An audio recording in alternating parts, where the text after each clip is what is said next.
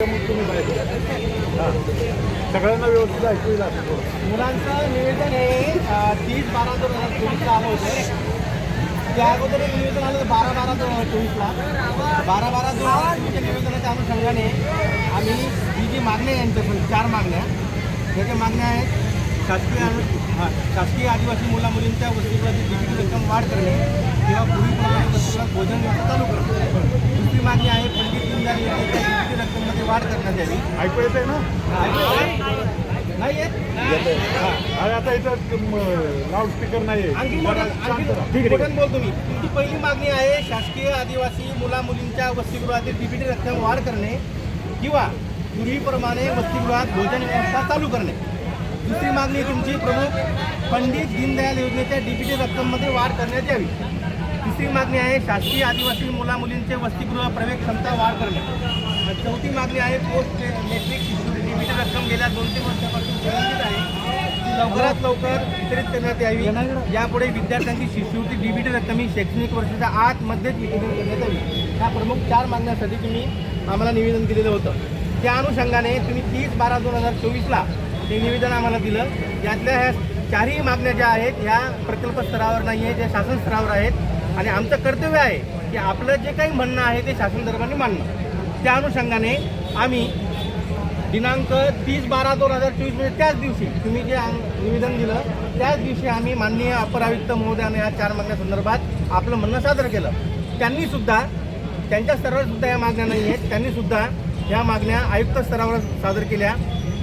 ते पत्र त्यांनी दिलं आहे 1/1/2025ला म्हणजे दुसऱ्या दिवशी म्हणजे तिसऱ्या दिवशी त्यांनी ते आयुक्तांना दिलं आहे. या संदर्भामध्ये शासन स्तरावर उचित कारवाई व्हावी.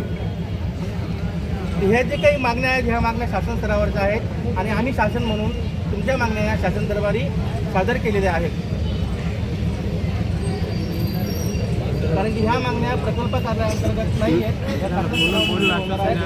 तुम्ही जे म्हणलेत ना, तुम्ही जे निवेदन आहे त्याचे पत्र वरिष्ठांना पाठवलं. 2021 पासून आम्ही जेवढे निवेदन ऐका त्यामध्ये तुम्हाला सांगतो ऐका तुम्ही एकदा आमचं म्हणणं ऐकून घ्या, त्याच्यानंतर तुम्हाला फास्ट प्रोसिजर करायची पुढं. हो अगदी बरोबर आहे. जोपर्यंत इथे येत नाही तोपर्यंत विद्यार्थी जाणार नाही. त्यांच्यामुळे आम्हाला आणि घ्यायची म्हणून तुमच्या स्तरावरच्या मागण्या नाही येतं. मग तुम्ही काय ऐका ना आपल्या स्तराच्या जरी ऐकून घेता येईल प्लीज. तरी आमचं कर्तव्य म्हणतो आम्ही की आमचं कर्तव्य आहे की आपल्या मागण्या या शासन दरबारी पोहोचवण्याचं काम आमचं आहे, ते आमचं बी कर्तव्य आहे. त्या अनुषंगाने आपल्या डीबीटी रकमेमध्ये 20% वाढ करण्यात यावी अशी शिफारस प्रकल्प कार्यालयाने केलेली आहे. स्वयंमध्ये सुद्धा 20% रक्कम वाढावी अशी शिफारस प्रकल्प कार्यालयाने शासनाला केलेली आहे. कधीपर्यंत पण आता ते शासन स्तरावर आहे. आम्ही त्याचा पुन्हा पाठपुरावा करू. आज तुमच्या आंदोलनाच्या अनुषंगाने आम्ही सुद्धा आजच पुन्हा डबल एकदा शासन स्तरावर मांडतो. त्यानंतर ऐका त्यानंतर पुढच्या आठवड्यामध्ये मित्रांनो पुढच्या आठवड्यामध्ये सर्व प्रकल्प अधिकाऱ्यांची बैठक माननीय मंत्री महोदयासोबत आहे. आणि ह्या प्रकर्षाने मागण्या आमच्या आपल्या पीओ अंतर्गत ह्या मागण्या ज्या आहेत त्या मंत्री महोदयासमोर आम्ही ठेवू. पुढच्या आठवड्यामध्ये बैठक आहे. पुढच्या आठवड्यामध्ये बैठक आहे मंत्री महोदयासमोर. 2 मिनिटं आता आपण बोलू. 2 मिनिटं सरांनी त्यांच्याप्रमाणे त्यांचं काम केलेलं आहे. आवाज येतोय का माझा? सरांनी सांगितलं आपण मागील 3 ते 4 वर्षापासून 30 प्रोसिजर सर कंटिन्यू करताय. आपली डिमांड काय आहे? त्या JR मध्ये चेंज झाला पाहिजे. म्हणजे JR चेंज झाला तर डीबीटी वाढेल, JR चेंज झाला तर सहलीचे वगैरे सगळ्या फॅसिलिटी चेंज होतील. सरांचा विषय तो नाही, त्यांचं म्हणणं आहे. पण त्यांचं सबऑर्डिनेट कार्यालय आहे प्रकल्प कार्यालय. मंत्र्याचा विषय आहे म्हणून आपण मंत्रालयात जाऊ शकत नाही. हे सरांना माहिती आहे, सगळ्या प्रशासनाला माहिती आहे, आपल्याला पण माहिती आहे. आपलं आंदोलन इथंच राहील. आपली डिमांड काय असणार आहे? मंत्री महोदय हे इथं आले पाहिजे, त्यांनी तात्काळ मीटिंग लावली पाहिजे आणि JR अमेंडमेंट केला पाहिजे. हा फक्त छत्रपती संभाजीनगरचा नाही आहे तर पूर्ण महाराष्ट्राचा विषय आहे. आणि आम्ही जर इथून एक शब्द बोललो तर पूर्ण महाराष्ट्रातील विद्यार्थी इथून निघतील.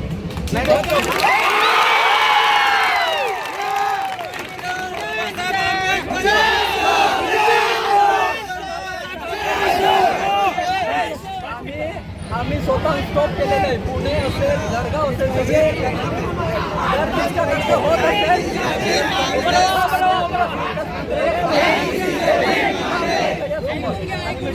हे बघा, यावर एक उत्तर आहे माझं शासनाच्या वतीनं की पुढच्या आठवड्यामध्ये या संदर्भामध्ये माननीय मंत्री महोदय सर्व पीओनची, महाराष्ट्रातल्या सर्व पीओनची बैठक घेणार आहेत. असा विषयमध्ये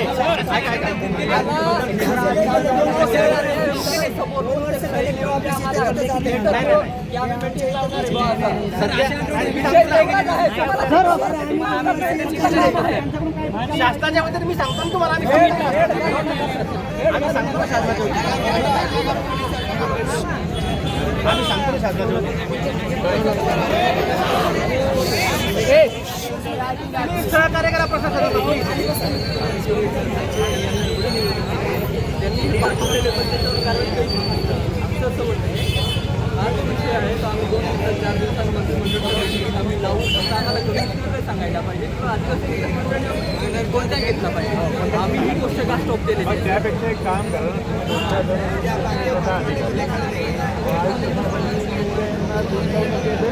3 दिवस आता आपल्या मुलांच्या सुरू आहे नागपूरला. तर 5, 6, 7ला मंत्री महोदय, 5, 6, 7ला आयुक्त महोदय हे नागपूरला असणार आहे 3 दिवस. तर यांचं तर म्हणणं त्यांचं शिष्टमंडळ घेऊन आम्ही जाऊ, काही प्रॉब्लेम नाही. मंत्री महोदयांशी 4 वाजता भेटणार आहेत. आपल्या मागण्या मंत्री महोदयांसमोर मांडणार आहेत.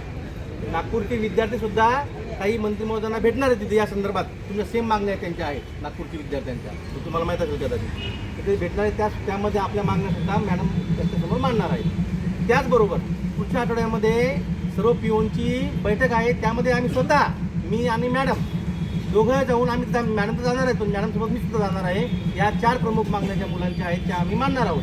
तरी आज माझी सर्वांना विनंती आहे की मंत्री महोदयासमोर आम्ही आश्वासन देतो की मंत्री महोदयासमोर आज तर मागण्या मॅडम मांडणार आहेतच, परंतु प्रत्यक्ष जेव्हा पीओनची बैठक होणार आहे तेव्हा सुद्धा या प्रकर्षाने आम्ही मागण्या माननीय मंत्री महोदयासमोर म्हणजे शासनाला आम्ही सादर करणार आहोत. असं आम्ही लेखी सुद्धा द्यायला तयार आहे. विषय लेखी नाही पाहिजे. आता आमचं ऐका सर, तुमचं ऐकलं आता आमचं. प्रत्येकाने आपलं ऐकायचं. आता त्यांनी त्यांचा डिमांड दिला, आता आमचं डिमांड देतो. ते 4 वाजता मीटिंग घेणार आहेत नागपूरला. 4 वाजता आम्ही वेळ देतो मला 6 वाजता. समृद्धी महामार्ग आहे, विमान आहे, सगळं आहे. नाही ऐका ना तुम्ही एकदा, सगळी फॅसिलिटी आहे. तुम्ही तिथं मीटिंग घ्या बिनधास्त. तुमची मीटिंग आवरल्यानंतर आमच्या इथं मीटिंग घ्या. विद्यार्थ्यांसोबत संवाद साधणार आहे. मीटिंग नाही, विद्यार्थ्यांसोबत संवाद साधणार आहे. संवाद आम्ही तुमच्याशी बोललं पण चालेल का? काय बोलतोय ते ऐकता तुम्ही पहिले. ऐकून घ्या सर, तुमचं ऐकलं आमचं म्हणणं. बरोबर, ठीक आहे. आयुक्त साहेब, मंत्री साहेब आणि प्रकल्प अधिकारी ते इथं येऊन आम्हाला भेटतील. तुम्ही जसं लेखी आश्वासन देणार आहे ना तसं ते आम्हाला द्यायला पाहिजे. त्यांच्या वतीने मी देतो ना. नाही आम्हाला तेच पाहिजे. ऐका सर, आतापर्यंत तुम्ही किती साहेब, अरे ऐका ना, ह्या ज्या मागण्या आहेत त्या इथं पूर्ण होणार नाहीये. त्यासाठी डायरेक्ट मॅडम स्वतः मंत्री महोदयाशी बोलणार आहेत. आतापर्यंत तुम्ही त्याच्या वतीने किती हे दिले? 1 मिनिट.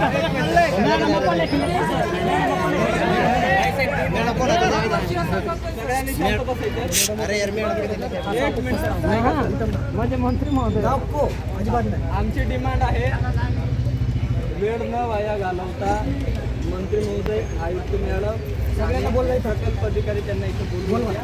तोपर्यंत विद्यार्थी इथून मागे जाणार नाही. आम्ही स्पष्ट सरळ शब्दात त्यांना बोलून द्या. आमची अशी हात जोडून विनंती तुम्हाला किंवा आमची तेवढी हात जोडून